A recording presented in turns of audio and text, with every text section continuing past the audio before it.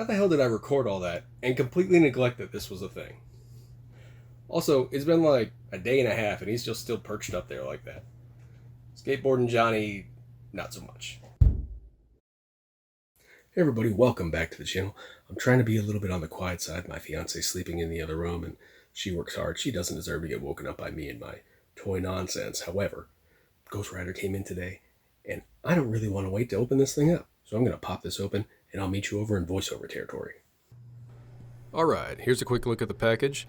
I'm not an inbox collector, or at least not intentionally, but if you are, well, it certainly looks good. When Daddy Ketch crosses paths with a cursed motorcycle, he ate some bad egg salad and was late for work, etc. So this is the box layout. Underneath you got the supplemental wheelbases. Now let's check on our boy Danny. Overall, the sculpt looks good, nice and pinless. I think it really could have benefited from an extra dash of deco for the gauntlets, the belt, the chain, a wash or something like that. They're a nice color, but they look rather, well, toyish. So a wash like they had done with the Rhino Wave Ghost Rider back in 2015 would have really made them pop a bit more. But the details on the sculpt itself are great. The head is a solid representation. I love the glowing eyes, so you can basically have him doing his pen and stare. Maybe a separate head without that would have been nice, but if I had to choose and go with one direction, it would be this anyway. And little paint apps on the side do a good job of bringing out the details of the sculpt. Overall, it's a good looking head. And Danny here was always my Ghost Rider. When I first got into comics, Ghost Rider was a bit of a dead property, if you can forgive the pun. Johnny Blaze hadn't been Ghost Rider in nearly a decade, and he and Zarthos were separated. He was no longer the rider. Then, Danny Boy here had that fateful encounter with a motorcycle / egg salad, depending on which origin you choose to believe, mine or Marvel's, and boom, new Ghost Rider. Alright, articulation time. Jesus posed just fine, blasphemous I say. The arms are a little restricted with what you can do because of the width of the shoulders. So if you want him on your cheer squad, you better be wanting a V because that's all he can give you. Bicep swivel. Double jointed elbows, so he can take a relaxing day off at the beach. Full wrist spin, obviously. Double jointed knees, so he can't quite kick his own butt, but he can come close. The boot design doesn't leave itself to a ton of articulation at the ankle. There just isn't much give with it, which for the overall aesthetic they're going for, it's understandable, I suppose. This is how much of a split you can get out of him.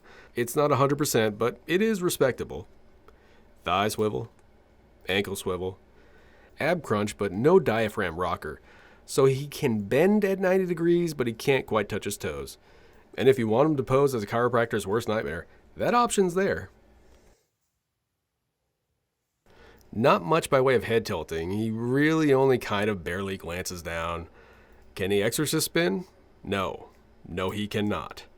As you can see, I broke his jaw outright trying to do it, which isn't really the worst look in the world for a skull, but it's not what I'm going for with my display. I had to use a little tool just to make sure I popped the peg back into his jaw properly. It was a real pain. And I pulled out my Rhino Wave Ghost Rider just to show what a difference a wash can make on the chains and the belt and things like that. I mean, these figures are nearly a decade apart. Look at how much more realistic that makes it look. It's a missed opportunity, I say. Alright, let's check out some bike details. You've got the Flame Effect wheel holders, which are translucent molded rubber. Great color on them, hollow underneath. There's also the flame base here for if you want your rider popping a wheelie, and really, who doesn't? Here's the front guard for the motorcycle, skull-like in appearance. Some nice little divots on here to make it look like it's coming from a lived-in world. You've got the handlebars along with the gauges. Looks like Danny's going over 100 miles per hour according to this. Also got some foot pegs here.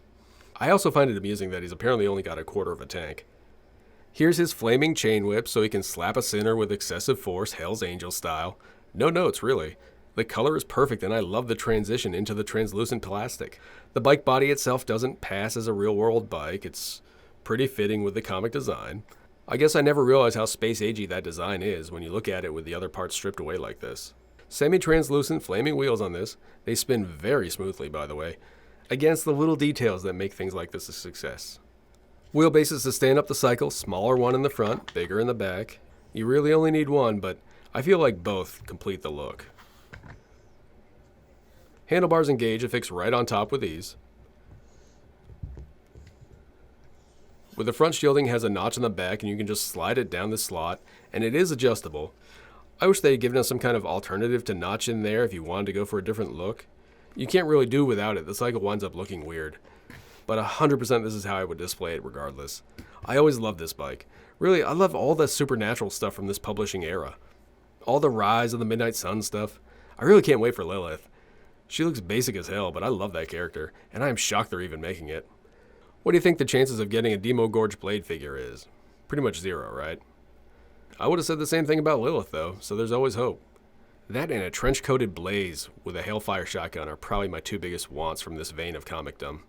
Let me know in the comments below what you'd like to see most from the 90s Midnight Suns era. By the way, he comes with two alternative hands, a fist and a semi-open, reaching out hand, so you can grab a figure and hold them close for the pendant stare or something. With the wheelie stand, you just make sure the flames are arcing away from the motorcycle and it pegs right into the slot on the other side. Simple as that. Looks decent, holds great. Now, I want to talk about one of my favorite subjects regarding figures, and that is balance. My experiences so far have been weird with this figure. Ghost Rider here, he's just not made to stand very well.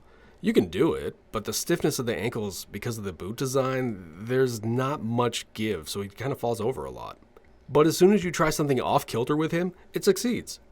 I mean, look how quickly I was able to get him to balance, just standing on top of his motorcycle. This is real time. I came up with a thought for a pose, changed his legs, and he immediately just went up there and stayed up there. And no, his foot isn't wedged in between the handlebars and the guard. It's just off to the side. And he was stable as hell. I dragged the bike into a different direction and he did not topple at all. And it just kept happening. It didn't matter how weird I got with it. Decided to put him in a Karate Kid crane kick stance. Nailed it. Stick him on a skateboard about to bust out some tricks because Johnny stole his ride. Nailed it. Took like 20 seconds to balance right. Kicked Johnny in the face for boosting his wheels. No problem. Try to stand him up like a normal figure. Disaster. After disaster.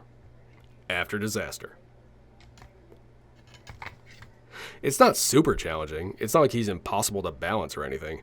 But man, he just doesn't want to be normal. But he comes with a badass hell cycle. So who wants to pose him normal anyway? And don't worry, they became friends in the end. And Johnny got his own set of wheels to mess around on. Poser. So, final thoughts. Doesn't quite tick all the boxes for me with the articulation personally, but you can do a lot. You can do a lot with him, and you can do a lot with limited articulation, and the bike is fantastic. It's a great compliment to the figure. Honestly, if this figure were on his own, I would be iffy about recommending it. My only real issues are the limited articulation elements. Bunny hair in the air. So very cool figure. Wish he were a little bit better balanced. A little bit more give with the ankles. That's really where a lot of the balance issues come from. You just have to be inventive with things. And for what it's worth, he can actually exorcist spin. So there's that. Alright, it's late and I gotta get to sleep. Like and subscribe if you care to. If not, live your life. Whatever.